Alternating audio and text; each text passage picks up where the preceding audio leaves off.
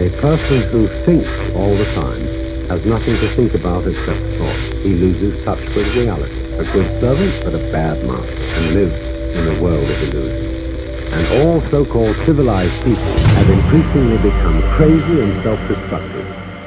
Welcome back to Sledgehammer Horror, guys. I am Ken Sledge. And I'm Ashley Sledge. And let's talk horror. So today we are doing our verses on 1958 versus 1988, The Blob. So this has been credited one of the best remakes of all time. Especially in the horror genre. We've been asked to do this episode for a very long time because of how much people think of the 1988 version. So we're both very excited. We sat down, we got our honest opinions, what we liked about the original, what we liked about the remakes. So let's get started and go right into the original.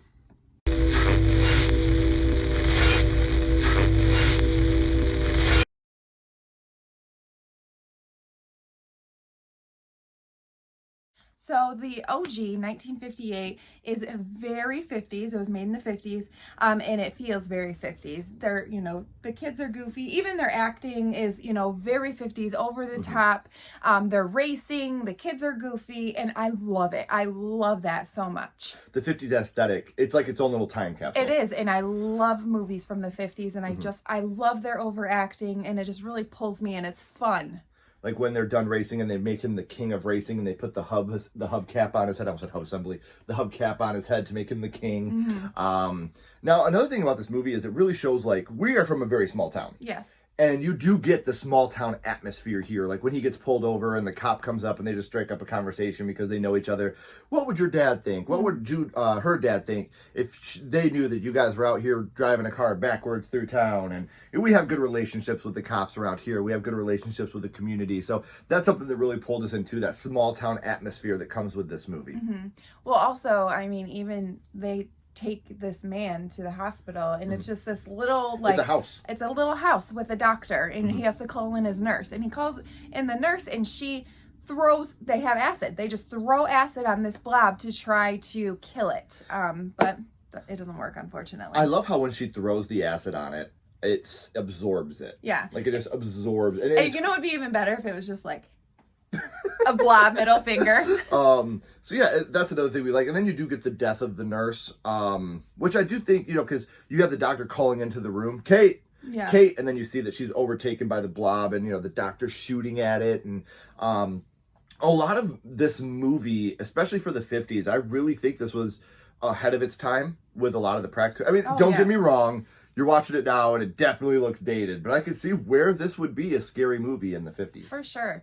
Also, you get the doctor's death. They're going back to check on the doctor, and they just see from the window him being overtaken by this blob. And no one knows at this point what's going on. Right. And Steve is just like, the most 50s reactionary shots from outside the window. So awesome. Another big thing about this movie is how close everyone is, because Steve's family owns the big market in town, and you get the scene of the blob chasing them through the store. And does the blob kill the dog?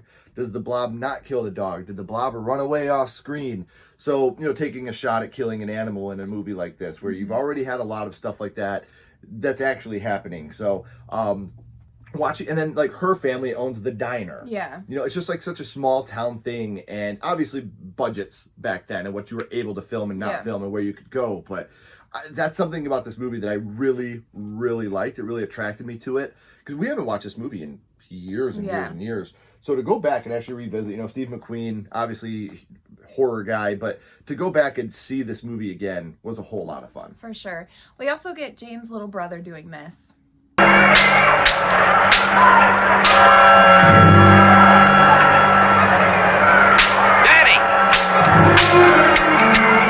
One of my legit favorite parts of the whole movie. It's so funny because it's so, he's a child and kids feel like they're invincible. Nothing scares kids.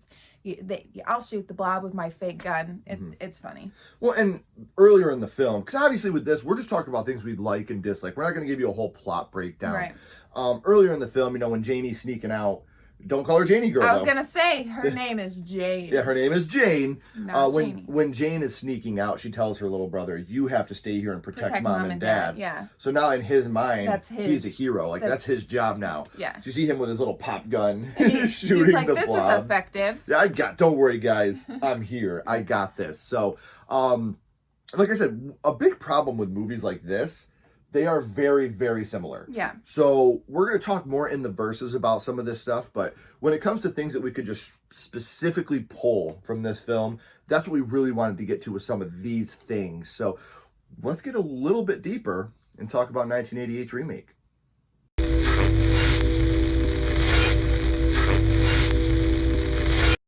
So now in the remake, 88, you know, we have our greasers, we have Flag, and he's trying to jump his motorcycle over this bridge, and he fails miserably. And I wonder if that will come back into play later. I don't know, you know, possibly. It's a good possibility. It's really weird that they would show that at the beginning of the movie for no reason. Yeah, I don't know. Let's move on. Well, in this one, another thing I like is you get more of the Blob itself. Mm-hmm. In the OG, it's really nobody believes these kids. They're troublemakers. They're making up stories about monsters. In this one, we see the Blob overtake the old man's arm, and he's so in fear of his life. He's got a hatchet, and he's trying to cut his own arm off. Mm. But every time he hacks, the Blob overtakes a little bit more to heal him. So that way it's taking over his body. It's not letting him cut it off. Yeah. And I thought that was a really cool thing to see. Yeah, for sure. And then you have Flag, you know, again, he's a troublemaker. He's the troublemaker. And so he gets arrested, and the cop is, you know, getting in his face, and he just licks his face, and just to rile him up more than anything. It's an amazing scene. Because he's telling him, like, I haven't done anything. Yeah. I've done nothing wrong this time. Like, I'm actually innocent like, this time. I'm actually innocent. I know those other times I said that too, but this time right. I'm actually innocent. And when he gets his face, he just licks him. I'm like, oh, that's so gross. I'd be so mad if somebody did that to me. Yeah, you know it's just to rile him up. He just wants him. Just punch me. Just do it. Yeah. I'm going to put you in jail. Yeah. I'm going to get out of this because you punched me. You're going to be in jail. And I'm going to think it's hilarious. Mm-hmm. One of the cooler deaths in this movie to me is the cook. You know, he's trying to plunge out the sink, and then the Blob gets him and brings him down. Sucks him into the drain. Yes. And it's just a scene that looks so good. Like, such a well-shot scene in the film. Well, I think the sheriff in the Blob, when she's trying to make that phone call, and then you just see him in the Blob. When she's in the phone booth? Yes. It looks so good. I love that part. And it's funny because Frank Darabont did this remake, and obviously we all know Frank Darabont from The Walking Dead. Yeah. And the guy that played Dale in The Walking Dead is the sheriff in this. Yeah. So to get those connections back, I thought that was really cool. You know, seeing it like that, like, it's almost like the Happy Madison thing. Like when you see these guys that are constantly working together, just like with The Mist, how they had a lot of the people that were in The Walking Dead in The Mist, another thing that Frank Darabont worked on. I thought that was really cool. And while we're talking about things that are really cool, you have a Bill Moseley cameo in this too. And again, I haven't seen this in years. And we're watching it, I was like, was that Bill Moseley? And like, we totally had to rewind it. And I was like, that is. Yeah. That's amazing. For him to just come on and do this little part as, you know, one of the government facility guys down in the sewer. That was super cool to me to see Bill Moseley in this movie. For sure. And they go there. They kill a kid. Like, they went there. So, and down in the sewer, the Blob, he takes a young kid. Eddie. And then he pops back up looking like little Jason Voorhees. Yeah. Like trying to come after our girl Shawnee Smith. Yes, which is also awesome. Yeah, watching this again, like I had forgotten all about. I mean, I didn't forget about the movie. Yeah. But I was probably a young teen when I watched The Blob last, and you know, seeing like Shawnee Smith, you know, and she was an amazing actress back in '88, and watching her. Yeah, obviously now we all know her as Amanda Young in Saw, and the amazing work she's done in the Saw franchise. But to go back and watch her in this movie was amazing. It was so cool to look at it and go, wow, that's Shawnee Smith. Still straight killing it back in 1988. So I thought that was really cool. Another moment that I think is amazing, and again, I'm a huge fan of practical effects. You guys know that. When you get this shot of them trying to get rid of the Blob with the flamethrower, and you see it almost looks like a wire comes out of the flamethrower, and it lands on the Blob, and then the Blob puts like its hand, I guess, or its fingers inside the flamethrower to have it back up and explode. And we get a cool fire stunt with a guy actually on fire. Anything like that to me is awesome when you can do that practically and it looks good. Obviously, some of the CGI when they're doing the fire doesn't look the greatest, but when you get the explosion and the actual fire stunt, awesome. I'm sold 100 times. So guess what, guys? we get a successful jump. He actually jumps over the bridge. So that does come back into play. It does. I knew we talked about it at the beginning for a reason. We did, and this was the reason. Well, I wonder... It's successful. I wonder what he's running from. Maybe we'll find out in the versus side of things. Maybe. But before we get there, there's one more scene I want to talk about. In this movie, when we have Bill Moseley at the moment where he's like, I'm hurt down here, we need help. They go to the sewer and they're trying to get out because, and we'll get into the plot points a little bit in the verses. So if you haven't seen these movies, strongly suggest you watch them anyway. For sure. This is not so you don't watch the movie. Please watch these movies. They're so awesome. Both of these movies are great. Mm-hmm. But when they're trying to get out of the sewer, they lock them in, and it's like, these people are here from the government to try to help us. Why are they locking us in the sewer now? This doesn't make a lot of sense. So Flag, he's on the walkie and he's like, you don't want to talk to me? Fine, I'll make you talk to me. And I think Bill Moseley had like a rocket launcher maybe, or a grenade launcher or something. It was a grenade. Because he shoots it and it blows up the truck. Because when they locked him into the manhole, they parked the truck over it on top of it so they would not be able to get out. And they blow it all sky high, which again, if you're blowing shit up, I'm in. Yeah. I love watching it, especially, when you get a lot of action movies, it's almost like you expect it. Mm-hmm. But when you get movies like a horror movie that does a lot of good explosion and fire stunts, I'm sold. It looks great. So those are some of the things that we really, really liked about 1988's The Blob. Now we're going to verse these two against each other, and we're going to figure out which one of these is our favorite.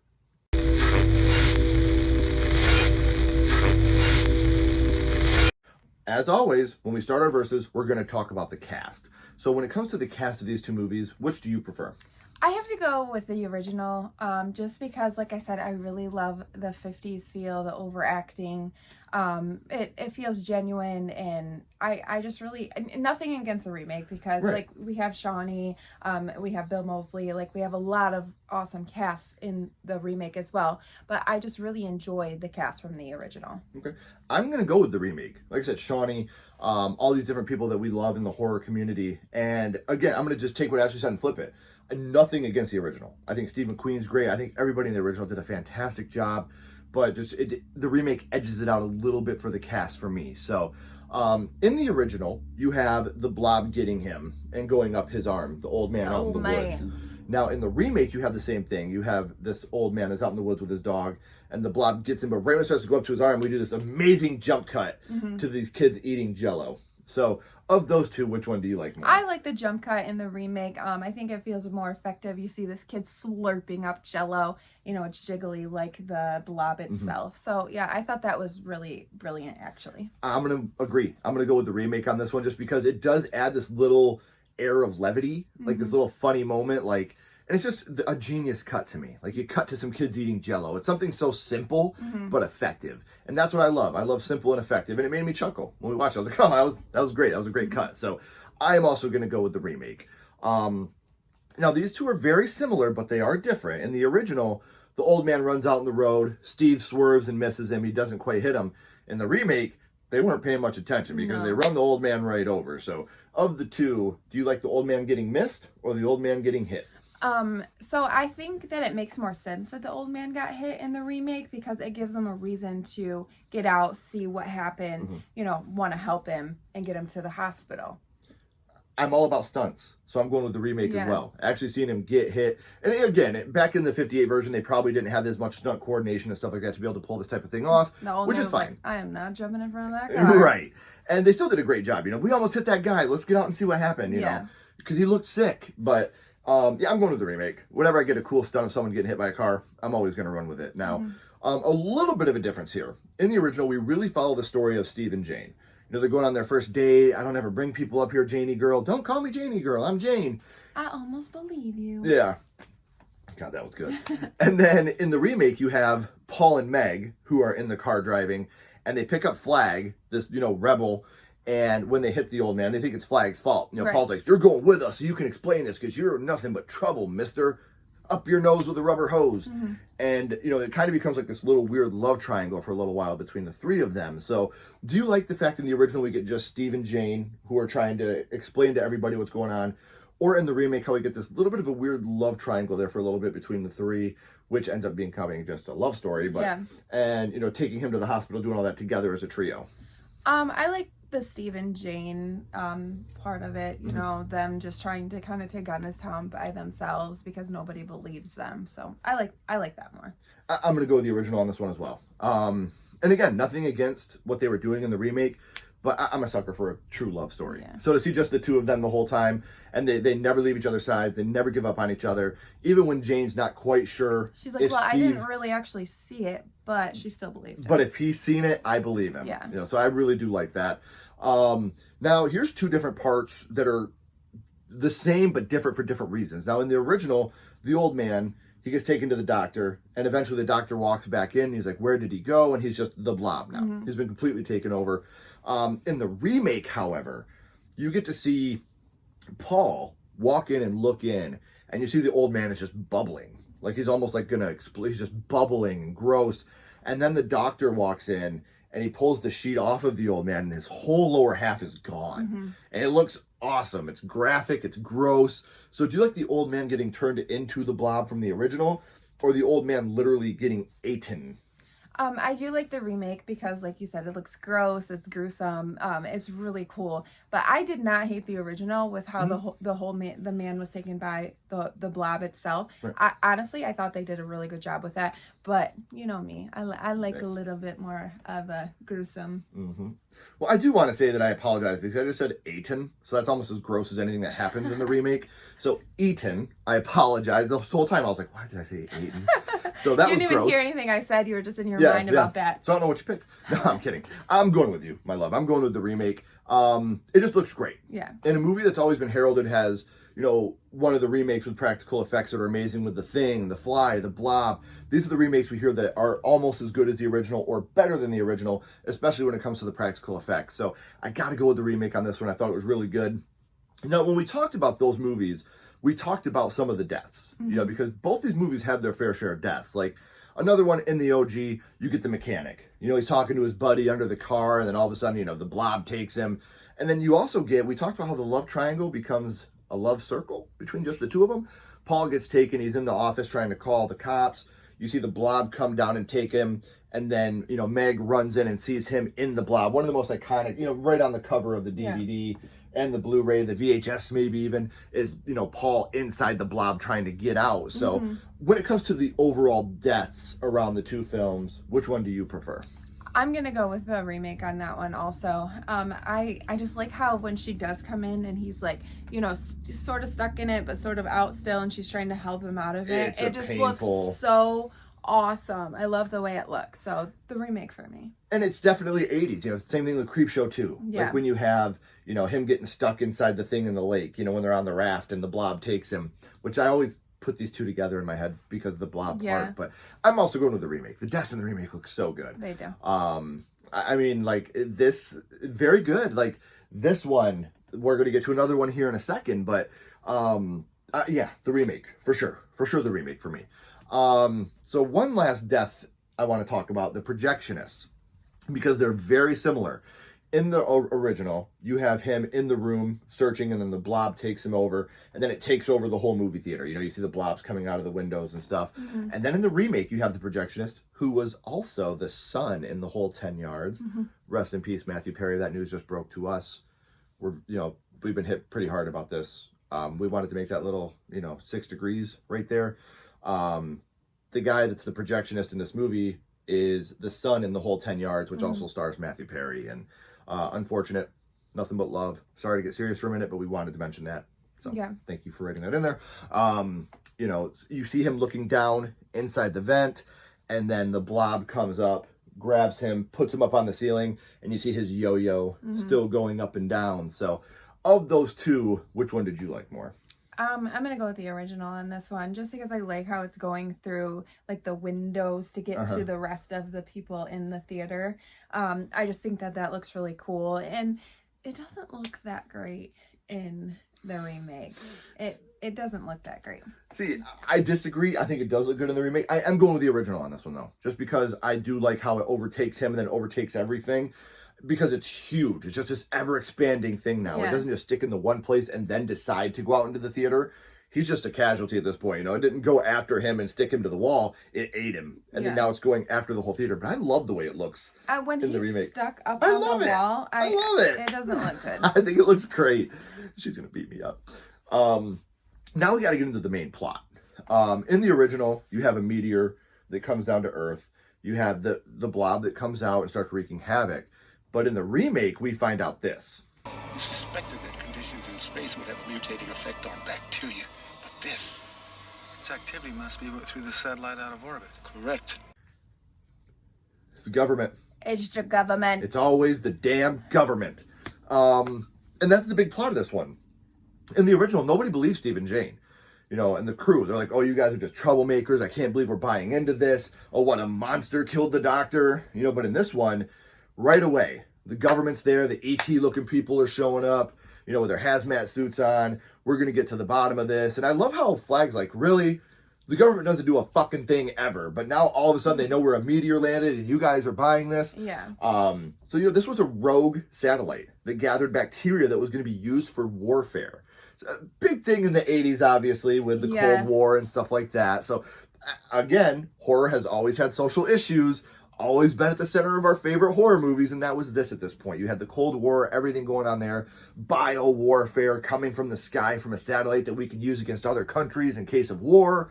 Which would you prefer of the two? I'm going with the simple. It was just a meteor that crashed down on Earth. Maybe it had something to do with aliens. I don't know. But the government making this mess, it's overdone. Yeah, just like they didn't do 9/11, right, Ashley? They didn't. Oh my God. I'm going to go with the remake on this one. Not a conspiracy theorist by any stretch of the imagination. I just want a simple, it was a freaking meteor, okay? I'm going to go with the remake on this one. I love a good conspiracy theory story. So when they're trying to take out the blob, in the original, we get the electrocution. You know, they shoot the transformer in the sky. It comes down, it electrocutes the blob. Or in the remake, we get the one guy who's kind of the head of the whole thing that's trying to, because they're trying to tell everybody this is a bio-warfare. Yeah. This is something that fell from the sky. You have to wear hazmat suits or else you're going to become infected, which we know is not true. And he dies. He gets taken down into the sewer by the blob. And then when he does, his second in command walks up and he takes the helmet off to show everybody that that's not the case. Light her up. And, you know, they start shooting into the sewer. They throw a grenade in there to blow it up. So in their attempt to kill the blob, do you like the electrocution on the transformer or them going rogue and trying to shoot it and blow it up in the sewer? Let's go rogue. Let's shoot down in the sewer. Let's get this thing. I like that better. I like the remake. I'm actually going to go with the original on this one. I do love that. I love someone going rogue and not listening to their superior officer because that's, you know, kind of who I am. Yeah, the rebels. But I love the simplicity of just shooting the transformer, having it fall down. It reminds me of an old video game. Yeah. You know, like it's one thing you got to do to get past the last boss is in Resident Evil 2, you got to shoot the thing over so the alligator bites onto it and then you shoot that and it blows up the alligator, the oxygen tank or whatever. So I like stuff like that. So it's very simple to me, but it reminded me of like a final boss on a video game type thing. So I'm going to go with the original on this one. So we got two more. On this one, we're talking about when they freeze the blob. In the original, community. They all get together. They got their fire extinguishers. You know, they're all CO2. They're freezing it up. Or in the remake, they have a snow truck. They put a bomb on the snow truck. They blow it up. The blob just freezes and blows into pieces. Which one do you prefer? I like the remake just because I totally called it when I seen that snow truck in the beginning. Very beginning. I was like, I wonder if this is going to come into play later. To be fair, we had just watched the original. Yeah. And we were like, oh, so you freeze it. And then we see a snow truck and we're like, You know, so. But yeah, I like how, you know, they go and get the snow truck. And yeah, I like that. Sense of community. I'm going to go with the original. Everybody bands together. They finally realize Steve and Jane were telling the truth. They're trying to freeze it because Steve's just trying to protect Jane and her family. Yeah. You know, they're in the diner and he shoots it with the CO2 and then he's like, cold, and gets on the walkie and then, the phone. They had a corded phone. Yeah. Wow. And, you know, get everybody together. Let's bring this, you know, it's like Independence Day. Get on the horn. Tell them how to bring these fuckers down. You know, just get out there with CO2 and the whole town gets in on it to help. So, one last thing, the ending. Now, we talk about how these movies are quite similar throughout, and they really, really are. the endings are polar opposite differences. So in the OG, they freeze the blob. It doesn't blow up. They freeze it, and they fly it off to Antarctica. And we get the end? Question mark? I mean, yeah. It was 58. The ice caps are freezing. Or unfreezing. So maybe the blob will come back. And then in the remake, you have this preacher throughout the whole movie that's kind of like off a little bit. When he goes into the freezer, he finds a piece of the blob that's frozen in the freezer, and he keeps it. And we're like, what was that about?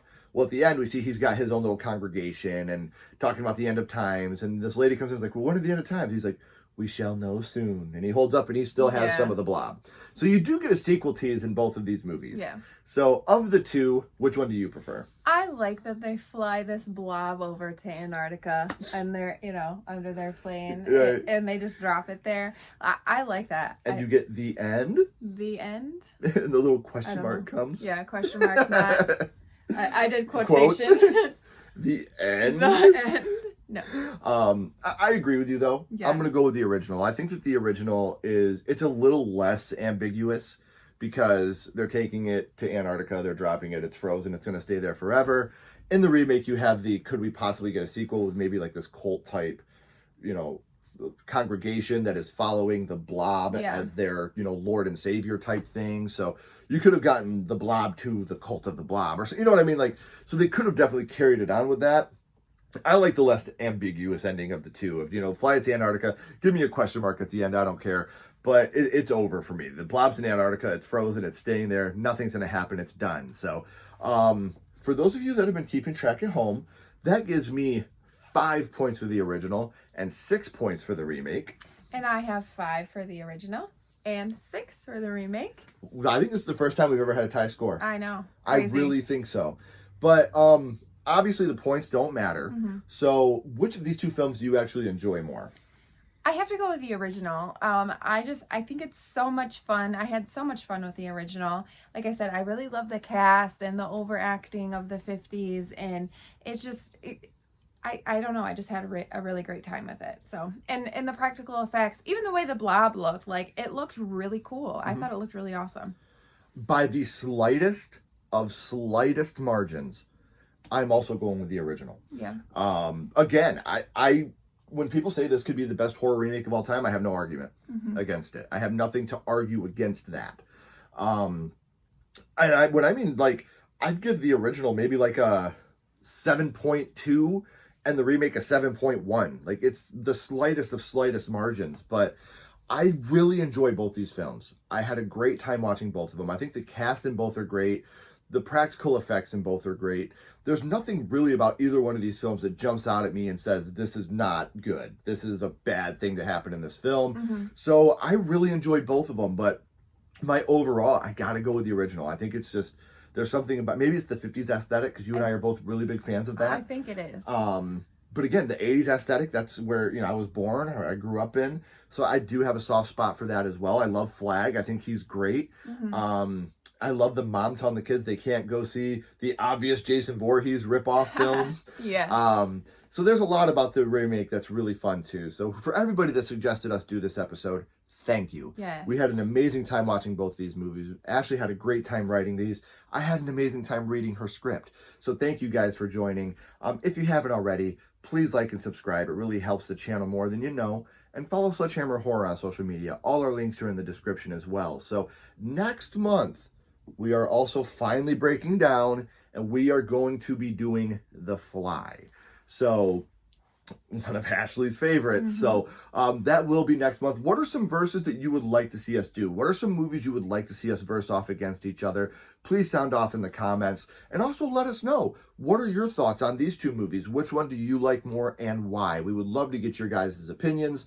But until next time, keep talking horror. Say who you are. And we'll see you guys soon. Bye, guys.